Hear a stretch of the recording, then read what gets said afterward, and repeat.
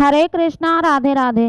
मैं आपको इंद्रा एकादशी की बहुत ही सरल पूजा विधि बताऊंगी इस वीडियो के माध्यम से। साथ ही हम जानेंगे कि इंद्रा एकादशी का व्रत हमें कैसे करना है, पूजा विधि कैसे करनी है, पारण कब करना है और साथ ही इंद्रा एकादशी पर किस चीज का भोग लगाया जाता है। चलिए हम वीडियो शुरू करते हैं।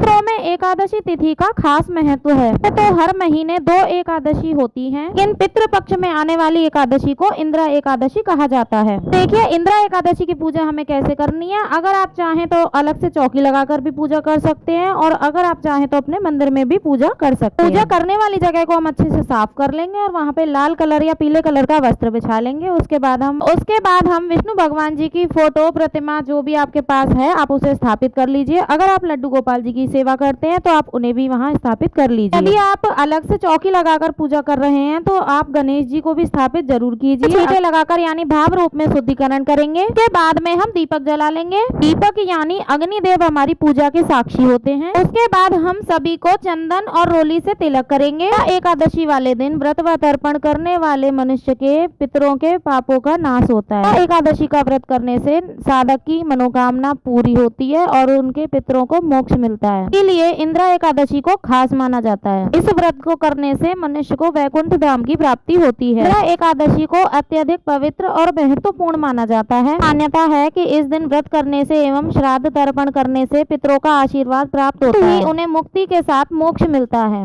तो पूजा में हम तिल का उपयोग करेंगे क्योंकि एकादशी की पूजा में चावल का उपयोग नहीं किया जाता। हम भगवान जी को तिल समर्पित करेंगे। फिर उसी के साथ हम वस्त्र स्वरूप का लावा समर्पित करेंगे। आपके पास जनेऊ है तो आप गणेश जी को और विष्णु भगवान को जनेऊ समर्पित कर सकते हैं। तो इसके साथ ही अब हम भोग समर्पित करेंगे। तो हम लड्डू गोपाल जी को और विष्णु भगवान को एक ही भोग समर्पित करेंगे और गणेश जी को हम अलग से भोग समर्पित करेंगे क्योंकि गणेश जी के भोग में तुलसी दल नहीं चढ़ाया जाता। साथ ही विष्णु भगवान जी के भोग में हमें तुलसी दल अवश्य रखना है। एकादशी के दिन आप बहुत सारी चीजों का भोग लगा सकते हैं। बहुत सारी इन चीजों में से भोग ना लगा सकें तो एक चीज का भोग अवश्य लगाएं। इंद्रा एकादशी पर भगवान श्री हरि विष्णु जी को पंजीरी का, केसर की खीर का, पंचामृत, बेसन के लड्डू, पीले लड्डू, पंचमेवा, केले और कद्दू का हलवा ऐसी चीजों का भोग आप लगा सकते हैं। भगवान विष्णु जी को तुलसी दल भोग में जरूर रखिएगा क्योंकि तुलसी दल हमारे श्री हरि विष्णु जी को अति प्रिय है। अब हम इंद्रा एकादशी की कथा पढ़ेंगे। जिस पुस्तक से भी आप कथा सुनना चाहते हैं, पढ़ना चाहते हैं, उसका पहले हम तिलक कर लेंगे। 1 लोटा जल ले लेंगे और अपने सीधे हाथ में कुछ फूल या तिल लेकर हम कथा सुनेंगे। अगर व्रत कथा की आपके पास पुस्तक नहीं है तो आप फोन से पढ़ भी सकते हैं और फोन से आप या तो सुन भी सकते हैं।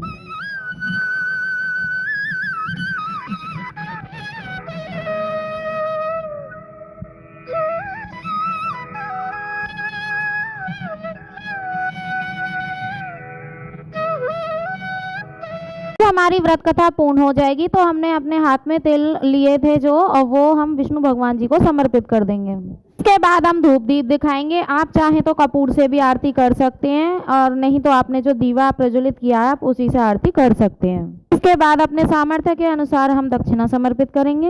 ये दक्षिणा हमारी पूजा में रही कमियों को पूरा करती है। आरती करने के बाद पूजा में रही कमियों के लिए क्षमा याचना करेंगे और अपने पितरों की मोक्ष प्राप्ति के लिए ईश्वर से प्रार्थना करेंगे। पूर्ण होने के बाद 1 लोटा जल सूर्य भगवान को अर्घ्य देंगे। इस तरह से हमारी जो इंद्रा एकादशी की पूजा है वो पूर्ण हो जाएगी। दीपक शांत हो जाएगा तो जो भी आपने प्रसाद सामग्री चढ़ाई है वो आप अपने परिवार में प्रसाद स्वरूप आपस में बांट सकते हैं। दक्षिणा आप किसी कन्या को दे सकते हैं या किसी आप जरूरतमंद को दे सकते हैं या फिर आप उस दक्षिणा से लड्डू गोपाल जी के लिए कोई भी सामान ले सकते हैं। सुबह की पूजा जिस प्रकार हमने की है तो शाम को हमें चौकी नहीं उठानी है। शाम को हमें आरती करनी है, यहाँ पर दीपक जलाना है और फिर अगले दिन हम ये चौकी उठा सकते हैं। और फिर अगले दिन हम गोपाल जी को और विष्णु भगवान जी की फोटो को और जो गणेश जी हैं उनकी प्रतिमा हम मंदिर में स्थापित कर देंगे। भगवान जी को आपने फूल वगैरह माला आपने समर्पित की हो तो उन्हें आप गमले में या किसी क्यारी में रख सकते हैं। इस तरह से हमें एकादशी की पूजा करनी है। साथ ही जान लेते हैं कि इंद्रा एकादशी का हमें पारण कब करना है और व्रत कैसे रखना है। तो 17 सितंबर को एकादशी का व्रत रखा जाएगा और इससे अगले दिन 18 सितंबर को इसका पारण किया जाएगा। यानी 18 तारीख को 6:07 से लेकर 8:38 तक आप व्रत का पारण कर सकते हैं।